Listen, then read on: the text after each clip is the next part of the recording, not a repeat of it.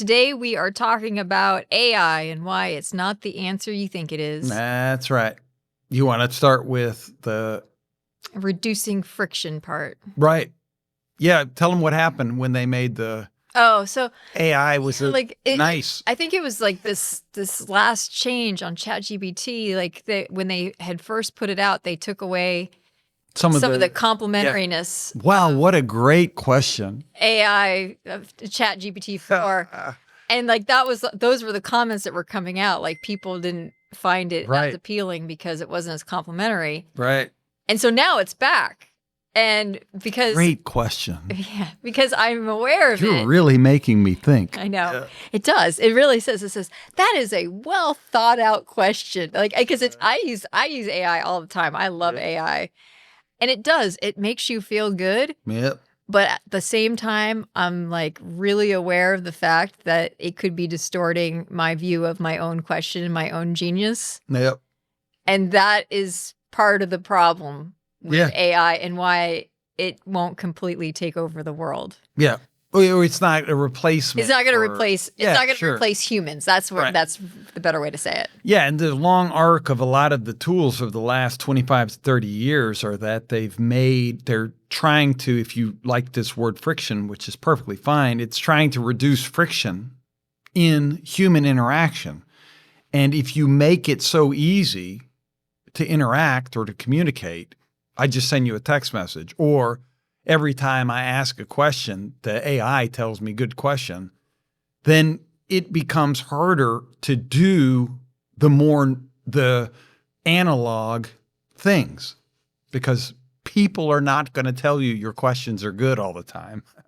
Right. And because of that, I think, and we've seen this again with some of the previous technology, the text messaging, the emailing, just even like social media, like because there's such an emphasis on I know some people go crazy on social media, but generally speaking, like if you're actually a human being on there, you're fairly positive, you're not, you're not really self-presentation. Right. There's a lot of self-presentation.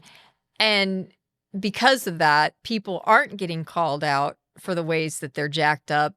And because of that, they're becoming even more difficult to, like, it's hard to tell somebody. This is the reason why everybody is like so defensive about like getting real feedback, because we've already structured a world where we're not getting it. And AI is now taking it up to like the next level where it's not enough to not have positive feedback. Yeah. Now it's giving you positive feedback that's just may not actually be relevant. Yeah. Yeah. It doesn't have it's not that the AI isn't real or that social media isn't real.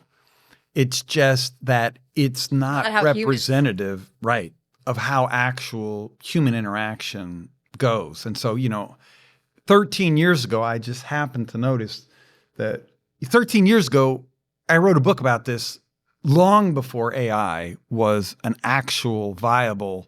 He was at the cutting edge of social media. Right. Because it's making things, if you make things too easy, so I just send a text message to ask if you want to hang out, then that causes the 15-year-old boy to never actually have to ask somebody for a date and have to figure out on the fly what to do if it seems like they're about to say no. And so you can... And never has to learn how to accept rejection and bounce back. Right. And so this is a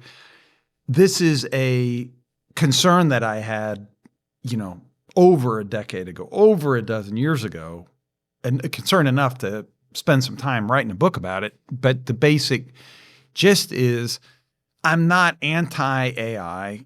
I'm not anti-computers. I'm not anti-talking through a computer. But you have to be able to retain your ability to do the things other humans require. For example, you have to be able to push through rejection. You have to be able to persuade in real time. You have to be able to resolve a dispute. And then as it relates to AI, you have to be able to have your idea out there and take real feedback. Right. you have to be able to have the non-AI agent tell you that's a terrible idea, and here's why. Or this doesn't make sense. I thought you said this was important. Why are you now shifting gear and focusing on something else? And there's a limit to how much friction we should reduce in our lives. Because first of all, it doesn't prepare you for the actual life that you're going to have to live, which is a real life. And secondly, because it's in some of that friction that we're able to find solutions, be creative, revise our early mental drafts of something to become more accurate and get a better idea, perhaps. And so that's why we wanted to talk a little bit about this episode of AI not being the answer you think it is. All right. And those are some of the ways in which like the reduction of friction is a problem. Yes. And also, I'll say one more, if you'll allow me, is that it's a lot of this ground we've been over before. Years and years ago, people thought, well, if you play video games, you can increase your cognition. If you do a crossword puzzle, it's good for your brain. If you learn in a simulator with a car, you get better at driving a car. And the main finding for all of those is that playing a video game just makes you better at the video game. And it doesn't transfer from a car simulator to being better at driving a car. That's really good news because we went to an arcade this past holiday. Yes, we did. And we had some driving games that we engaged in, and both of us were terrible. That's right. We wrecked them up. And we did. We wrecked them up pretty hardcore, went through buildings and everything. Ran over pedestrians. All of the stuff. Mm-hmm. Yeah.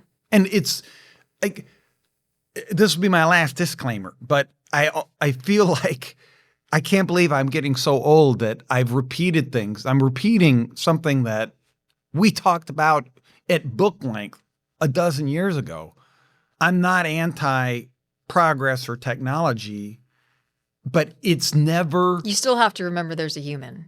There's always going to be a human. To anybody who thinks AI is going to save the world, I dare you to call your cell phone company and not jam 0 a million times because you want a human being.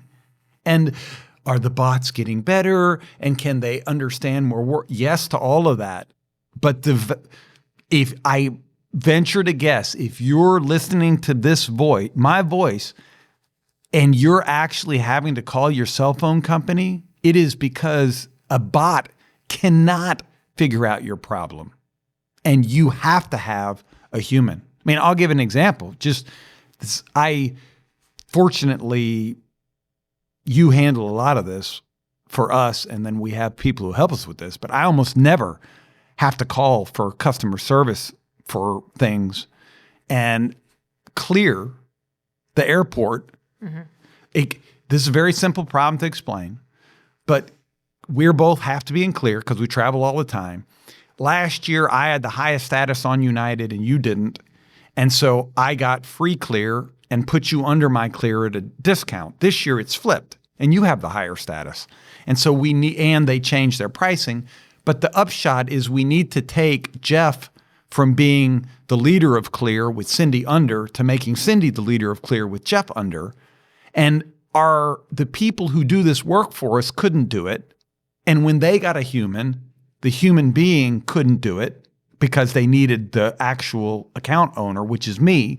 And so I literally took a few minutes. When you were doing something with your mom, I was supposed to be on vacation and I'm calling Clear and they don't want to put me through a person. And so I'm trying to look, I'll go with AI on this. And so I'm explaining this to the AI.